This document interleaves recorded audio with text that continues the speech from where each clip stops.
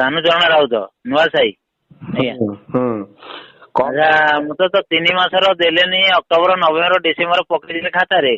ବର୍ତ୍ତମାନ ମୁଁ ଚାଉଳ କିଣୁଥିଲି ତାପରେ ରସିଦ ଟା ଦେଇଛନ୍ତି 3 ମାସର ପକେଇ ଦେଇ ରିସିଟ ବି ଦେଇଦେଲେ 3 ମାସର ରିସିଟ ମତେ ଦେଇଦେଲେ କହିଲେ ତମେ ଚାଉଳ ନାହିଁ ସରିଯାଇଛି ଆଉ ଚାଉଳ ଆସିଲେ ତମେ ନବ 3 ମାସର ବର୍ତ୍ତମାନ 3 ମାସର ମତେ ଦେଲେନି। ମୁଁ ତ ଭୁଆଁ ବୁଲଉଛି ଆଜି ଆସିବ କାଲି ଆସିବ 4 ଦିନ ଆସିବ ଏମିତି ମତେ ଖାଲି କହିଲେ 4 ଦିନ ଆସିବ ରହିଥାଉ 8 ଦିନ ଆସିବ ଏମିତି ଖାଲି ଭୁଆଁ ବୁଲେଇକି ମତେ ବର୍ତ୍ତମାନ ଡିସେମ୍ବର ମାସ ସରିଲା ଦେଲେନି ଜାନୁଆରୀ ମାସ ପୁଣି ଆରମ୍ଭ ହେଲା ନୂଆ ବର୍ଷ ଠୁ ଆରମ୍ଭ ପୁଣି ନୂଆ ଏବେ ଚାଉଳ ପୁଣି ଆସିବ ବର୍ତ୍ତମାନ ଆଉ ସେ ତ ଦଉନାହାନ୍ତି ମୁଁ ଆଉ କଣ କରିବି ସେଥିପାଇଁ। ଆପଣଙ୍କର କୋଉ ବ୍ଲକ ଏଇଟା ଆଜ୍ଞା ଏଇଟା କୋଉ ବ୍ଲକ ରେ ଆପଣଙ୍କର ଯାଉଛି? ଏଇଟା ବାଲିଅନ୍ତା ବ୍ଲକ ପ୍ରତାପପୁର ପଞ୍ଚାୟତ ଆଜ୍ଞା। ଆପଣଙ୍କୁ କିଏ ଦେଇଥିଲେ ଟୋକନ କୋଉଠି ଦେଇଥିଲେ?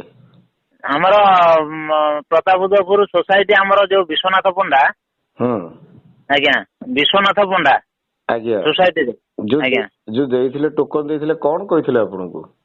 କହିଲେ ଆଉ 4 ଦିନ ଆଉ 8 ଦିନ ଭିତରେ ଚାଉଳ ଆସିବ ଆମେ ଦେଇଦେବୁ।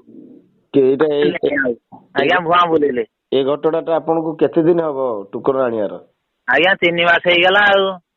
3 ମାସ ହେଲାଣି ଆପଣ ଯାଇନାହାନ୍ତି କେବେ ହେଲେ ପଚାରିବାକୁ ସେଠି କାହିଁକି ଚାଉଳ ମିଳୁନି ବୋଲି?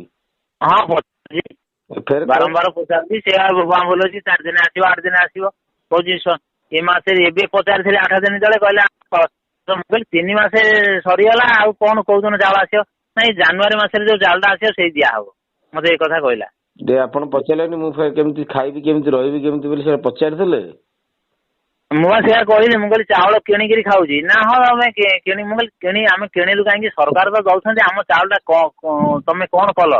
ହଁ ମୁଁ କହିଲି ଆମ ଚାଉଳଟା ତମେ କଣ କଲ ଆଉ କିଛି କହିଲାନି ନ୍ୟୁଜ ଆଉ କିଛି କହିଲାନି ଉପାୟ ନାହିଁ ତାର ଜାଣିଲ ସାରେ ଆଉ ମତେ ଏ କଥା ଆଜ୍ଞା ମତେ ଏ କଥା କହିଲେ। ଆଚ୍ଛା ରାଉତ ଜଣେ କ୍ଷୁଦ୍ର ଓ ନାମ ମାତ୍ରକ ଚାଷୀ ଆଜ୍ଞା ସେ ତାଙ୍କର ପୁଅ ପାତି ନାହିଁ ଯୋଡ଼ିଏ ଝିଅରୁ ଗୋଟେ ବିବାହିତ ଆଉ ଗୋଟିଏ ଝିଅ ଅବିବାହିତା ତାଙ୍କ ପାଖରେ ଅଛନ୍ତି ତାଙ୍କ ସ୍ତ୍ରୀ ମଧ୍ୟ ମରିଯାଇଛନ୍ତି। ତାଙ୍କର ଅନ୍ତର୍ଦେୟ କାର୍ଡ ସରକାରଙ୍କ ତରଫରୁ ମିଳିଛି କାହିଁକିନା ଗରିବ ଲୋକ ବୋଲି ତାଙ୍କୁ ଦିଆଯାଇଛି। ଏଇ ଯୋଉ ନଈକୂଳେ ଫସଲ ଛେଳି ଫେଳି ରଖିକି ଏମିତି କୌଣସି ପ୍ରକାର ଚଳନ୍ତି ତାଙ୍କର। ବଡ ଝିଅଟି ବିବାହ କଲେ ଜମି ଖଣ୍ଡେ କିଣିଥିଲେ ତାକୁ ବିକ୍ରି କରି ବଡ ଝିଅଟି ବିବାହ କରିଥିଲେ।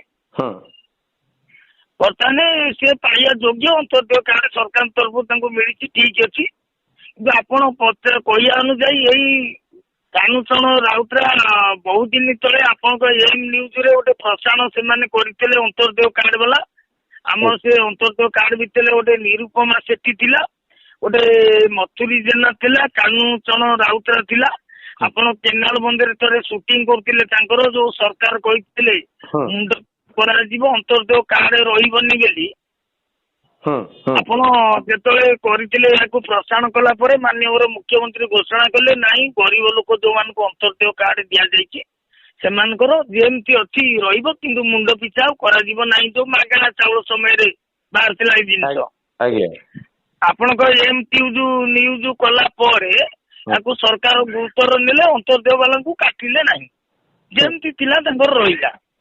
ତୁ ଇଏ ଦୁଃଖର ବିଷୟ ଏବେ ଆପଣ ପଚାରୁଛନ୍ତି ଆମକୁ ସେ ଯୋଉ କାହ୍ନୁଚରଣ ରାଉତରାୟ କଥା ପଚାରିଲେ ଯେତେବେଳେ ଆପଣ ଆସୁଛନ୍ତି ଏରିଆକୁ ନ୍ୟୁଜ କରିବାକୁ ପଚାରିଲେ ମୁଁ କହିଲି ହଁ ସେ ଆମ ଗାଁ ପାଖ ଲୋକ ନା ତାଙ୍କର କଣ 3 ମାସର ଚାଉଳ ଦିଆଯାଇନି ଖାତାରେ ଲେଖା ହେଇଛି ଟୋକନ ଦିଆଯାଇଛି ଦିଆଯାଇନି ନୂଆ ଚାଉଳ ଆଇଲେ ଦିଆହବ। ମୁଁ କହିଲି ନୂଆ ଚାଉଳ ତ ମୁଖ୍ୟମନ୍ତ୍ରୀ ଘୋଷଣା କରିଛନ୍ତି ମୁଣ୍ଡ ପିଛା 5 କେନ୍ଦ୍ର ସରକାର କରିଛନ୍ତି 5 କଣ ଦେବେ ସେ ନୂଆ ବର୍ଷଠୁ ନୂଆ ଡିଜାଇନ ଯେ ତାଙ୍କର ତ ପୁରୁଣା କଥା ତାଙ୍କର ପୁରୁଣା ଚାଉଳ କାହିଁକି ଆମକୁ ଦିଆଯାଇନି ଆଉ ସେଇଟା ଆପଣଙ୍କ ଟିଭି ମାଧ୍ୟମରେ ପ୍ରକାଶ ପାଉ ସରକାର ଜାଣନ୍ତୁ ଏମିତି ଆମେ ବି ସମାଜସେବା ହିସାବରେ ଅନେକ ଲୋକଙ୍କ ସମସ୍ୟା ଆମ ପାଖକୁ ଆସିଛି ତେଣୁ ଆମେ ବି ଏଇ କଥା ଶୁଣିଛୁ କେବେଠାରୁ ଆଉ ଯେ କାହ୍ନୁଚରଣ ରାଉତରାୟ କଥା ଯଦି ଆପଣ ପଚାରିଲେ ସେ ତ ଆପଣଙ୍କ ସାଙ୍ଗରେ ଡାଇରେକ୍ଟ କଥାବାର୍ତ୍ତା ହେଲେ ଆପଣ ତ ଶୁଣିଲେ ତାଙ୍କ କଥା ଏଇଟା ସରକାର ଜାଣନ୍ତୁ ସରକାର ଦଉଛନ୍ତି ଜନହିତକାର କାହିଁକି ସାଧାରଣ ଲୋକ ତାର ଉପଭୋଗ କରିପାରୁନି କୋଉଠି ଅସୁବିଧାଟା ରହୁଛି ଆପଣ ଏବେ ଆମେ ଗଣମାଧ୍ୟମରେ ଦେଖିଥିଲୁ ଯୋଗାଣ ଅଧିକାରୀଙ୍କରୁ କୋଟି ଟଙ୍କା ଧରା ଯାଉଛି, ତାହେଲେ ସମସ୍ତେ ମିଳିମିଶି ସାଧାରଣ ଜନତାଙ୍କର ଫାଇଦା ଉଠଉଛନ୍ତି ଆଉ। ଆଜ୍ଞା। ଆଉ ଆପଣ ଦେଖନ୍ତୁ, ଆପଣ ତ ତାଙ୍କର କାଗଜ ପତ୍ର ସେ ଆପଣଙ୍କୁ ପଠେଇବେ, ସବୁ ଦେଖିବେ, ଆପଣ ସରକାରଙ୍କୁ ଜଣାନ୍ତୁ। ତିନି ସେ ଯଦି ଅଭିଯୋଗ କରିଛନ୍ତି ଆପଣଙ୍କର ଠିକ ଅଛି, ଆପଣ ସେଇଟା ସରକାର ଆପଣଙ୍କ ଚ୍ୟାନେଲ ମାଧ୍ୟମରେ ସରକାର ଜଣାନ୍ତୁ।